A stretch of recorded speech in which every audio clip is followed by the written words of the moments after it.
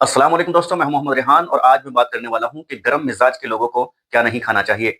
गर्म मिजाज के लोगों को गर्म तासीर की चीजें नहीं खाना चाहिए। गर्म मिजाज के लोग अगर गर्म तासीर की चीजें खाएंगे तो उनको ये बीमारियां हो सकती हैं, जैसे पसीना आना, बीपी का बढ़ जाना, खाज, खुजली, दराद, स्किन की प्रॉब्लम हो सकती है। तो गर्म मिजाज के लोगों को गर्म चीजें नहीं खाना। गर्म चीजों में क्या क्या आता है? सौंठ, अदरक, लहसुन, दालचीनी, लौंग, काली मिर्च, हरी मिर्च, ज्यादा तला हुआ खाना, फ्राइड फूड, बहुत ज्यादा मसालेदार चीजें, मटन, बीफ, ये नहीं खाना चाहिए। और अगर खाए भी तो ज्यादा मात्रा में नहीं खाना चाहिए, कम मात्रा में लेना चाहिए। ज्यादा मात्रा में अगर गर्म चीजें लेंगे तो उनको दिक्कत हो सकती है।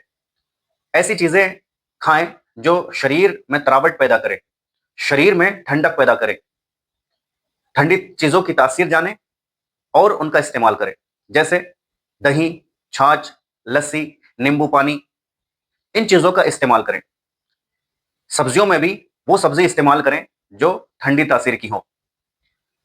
ये याद रखिएगा कि अगर गर्म तासीर के लोग गर्म चीजें खाएंगे तो उनको बीमारियां पैदा होने की संभावना बढ़ जाती है।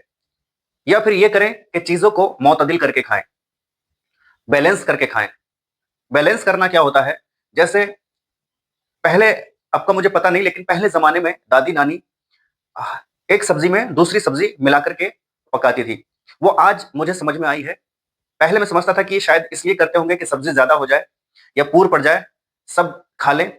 चलो ये भी हो सकता है, लेकिन आज मुझे समझ में आ रहा है कि सब्जी का मिक्स करके बनाना, सब्जी को बैलेंस करना होता था। जैसे गोश्त किसी के घर बना, मटन बना, तो मटन में गोभी, पालक डाल दिया, तो गोभी पालक की तासीर ठंडी और गोश्त की तासीर गर्म। तो इसको कहते हैं मुतदिल करना, बैलेंस करना। जैसे किसी के घर मटन बना, उसमें लौकी डाल दी, लौकी की तासीर ठंडी और गोश्त की तासीर गर्म। तो इस तरह से गोश्त की गर्मी को ठंडी सब्जी मार देती है और ठंडी सब्जी की ठंड को गर्म चीज मार देती है। इसको कहते हैं बैलेंस करना। तो आप जब कोई सब्जी खाएं गर्म मिजाज वाले, तो उसको मुतदिल करके खाएं, बैलेंस करके खाएं। जब इंसान बैलेंस करके, मुतदिल करके चीजों को खाएगा तो ना सर्द मिजाज वाले को नुकसान देगी और ना ही गर्म मिजाज वाले को नुकसान देगी।